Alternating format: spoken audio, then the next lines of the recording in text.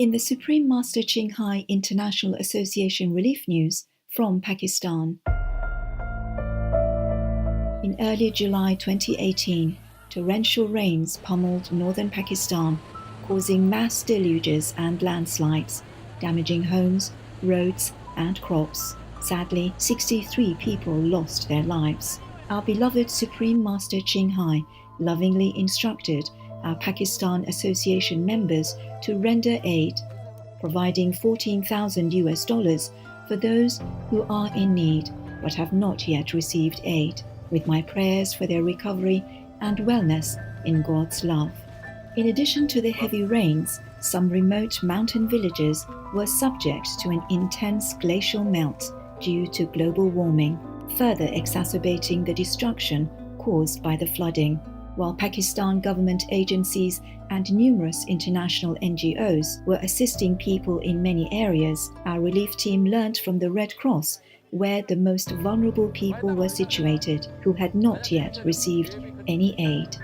From Islamabad, our team traveled over 12 hours with relief supplies of rice, wheat flour, sugar, and cooking oil to a remote mountain settlement in the Upper Kohistan district, Khyber Pakhtunkhwa province in northern Pakistan.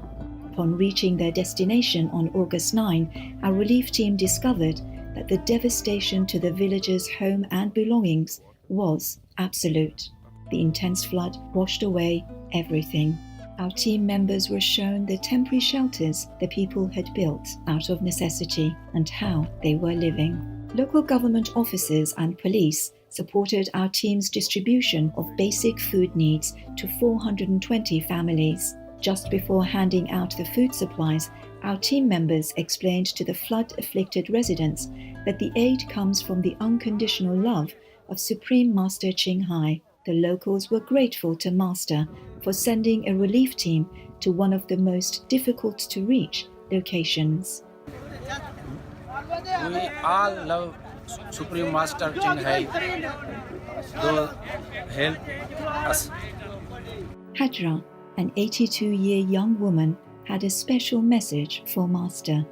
I've spent my whole life as a poor help seeker, but I never saw anyone coming so far to help us.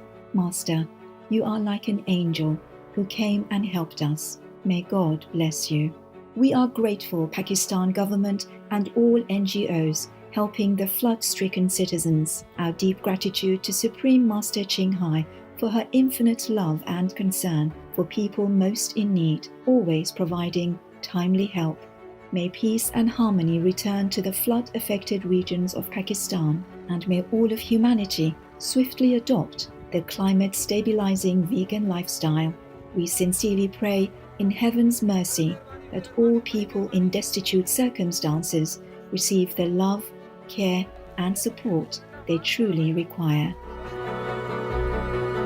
Supreme Master Ching Hai is deeply grateful to the beloved God for all the financial help, comfort, and support to the afflicted and needy in or any good cause over the years. As a humble vessel for His, neutral term for his or hers, compassion and love toward His precious children. Supreme Master Ching Hai wants to convey this message of gratitude to all governments, organizations, and relief workers from every corner of the world. Thank you, all the international and national help that brings care and necessities to afflicted victims and the needy. Thank you, all the relief workers, for taking time and forsaking your own comfort, even traveling great distance on unfavorable roads and conditions to bring love and assistance to people in time of need. May heaven bless you abundantly for your generosity and noble sacrifice. The United Kingdom sets the goal to end homelessness. Under the leadership of the Secretary of State for Housing, the Right Honourable James Brokenshire, the UK is launching a £100 million initiative for all in England to have accommodations by 2027. The new plan involves offering help with mental health services and treatment, as well as providing assistance for people to access permanent housing. The Right Honourable James Brokenshire stated, "This strategy is about how we can support people, how we can direct, some of those who are living rough to get into those services that will help make a difference. May God bless you, the Right Honourable James Brokenshire and the United Kingdom, to achieve the goal of housing for all your citizens. May your commitment be a source of inspiration for societies across the globe. Tunisian president proposes inheritance equality for women. Tunisia's president, His Excellency Mohamed Bej Kaid Essebsi, proposed giving women equal inheritance rights. This is one of many societal reforms suggested by the Commission for Individual Freedoms and Equality, a council created by President Essebsi in 2017. In a televised speech to mark Tunisian Women's Day, His Excellency said, "I propose to make equality in inheritance law. God willing, when this law comes to you, you will look at it with an open mind, because it is a project for the future of Tunisia, and I hope it will unite people. Our utmost respect and appreciation, Your Excellency Mohamed Bej Kaid Essebsi, for upholding equal rights for women. May all people be nurtured in an environment of love and respect. In heaven's grace." United Arab Emirates launches Youth Global Initiative. In recognition of World Youth Day, the UAE inaugurated Youth Global Initiative in the presence of His Royal Highness Sheikh Mohammed bin Zayed Al Nahyan, Crown Prince of Abu Dhabi. The initiative has the goals of activating the youth's global role, supporting their participation in various international events, and achieving leadership. Furthermore, His Royal Highness Sheikh Mohammed tweeted that the endeavor will help our youth use their full potential to enhance the UAE's reputation and spread awareness of its values and heritage, as well as the all-around progress it has achieved. We appreciate and commend your support and investment in youth, United Arab Emirates. May your plan bring countless benefits to the future of your nation in Allah's blessing. South Africa considers strengthening anti-tobacco laws. South African Parliament is reviewing the control of tobacco products and electronic delivery systems bill to conform with the World Health Organization's tobacco control framework, which South Africa signed in 2005. If passed, plain packaging, limitations on smoking in public locations, and prohibition of point-of-sale marketing and displays will be enforced within South Africa. This is heartening news. Our earnest appreciation, South African lawmakers who are working to protect precious citizens' health. May we soon see the day when all governments ban cigarette sales and only encourage practices that support well-being.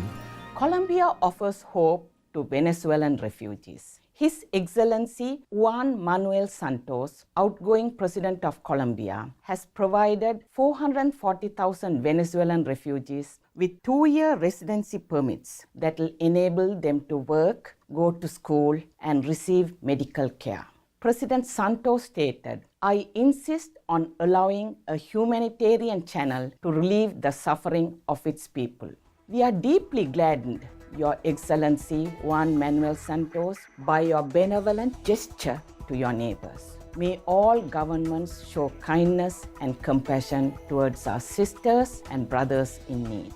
Marine conservation advocate changes his restaurant's menu to vegan. Gary Stokes, who previously traveled with the Sea Shepherd Conservation Society in their whale-protecting initiative in Antarctica, returned home to become sole owner of his restaurant, Hemingway's, on Hong Kong's Lantau Island, soon transitioning it to being entirely vegan. Sales have stayed consistent with the added benefit that vegans have started frequenting his restaurant. He shared that the plant-based offerings on his menu demonstrated to people that vegan food can just be comfort food, normal everyday food, Chilean pastas and pizzas and burgers. Wow, that's very cool news. Hats off, Gary Stokes, for your exemplary efforts to change people's hearts one plate at a time. May all choose the vegan path for a bountiful and joyous future. Mother cow pleads with man to help her newborn calf. When motorist Dave passed by to film grazing cows near a meadow pond in Millbrook, Ontario, Canada, he encountered an anxious-looking cow named Flo.